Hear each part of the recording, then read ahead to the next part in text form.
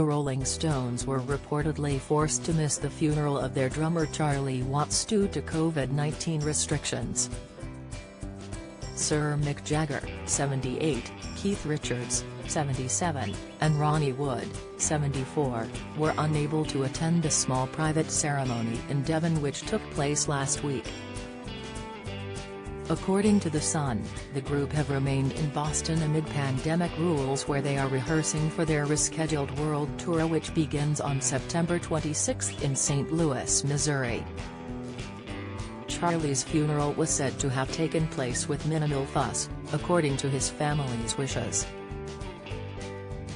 The musician died on August 24, aged 80, with a statement saying he had passed away peacefully in hospital surrounded by his family.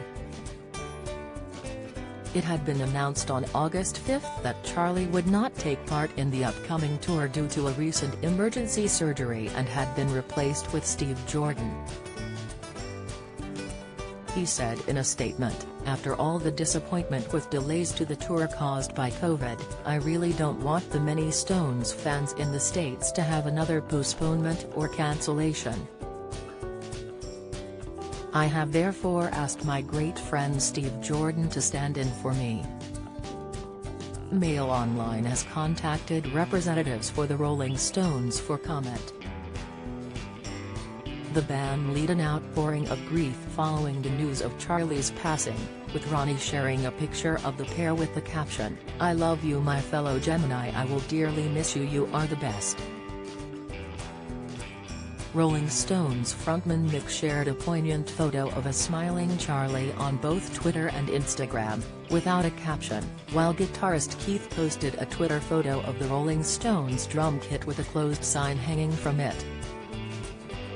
Ronnie's wife Sally, 43, shared a slew of throwback pictures of the drummer that she captioned, "We love you Charlie.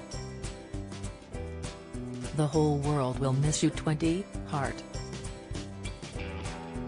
Charlie joined the then-fledgling band in 1963 after meeting Mick, Keith and Brian Jones while playing in rhythm and blues clubs. Along with Mick and Keith, Charlie featured on every one of the band's studio albums. He was widely regarded as one of the greatest drummers of all time. His London publicist, Bernard Doherty, confirmed his passing in a statement, saying, "It is with immense sadness that we announce the death of our beloved Charlie Watts. He passed away peacefully in a London hospital earlier today surrounded by his family." Heartbreaking, the group were left devastated by Charlie's passing aged 80, but they are said to believe he would have wanted them to carry on with their tour. Charlie was a cherished husband, father and grandfather, and also as a member of the Rolling Stones one of the greatest drummers of his generation. "We kindly request that the privacy of his family, band members and close friends is respected at this difficult time." In 2004, Charlie was treated for throat cancer at London's Royal Marsden Hospital and he was given the all-clear after a 4-month battle with the disease, involving 6 weeks of intensive radiotherapy treatment. The drummer was diagnosed after discovering a lump on the left side of his neck.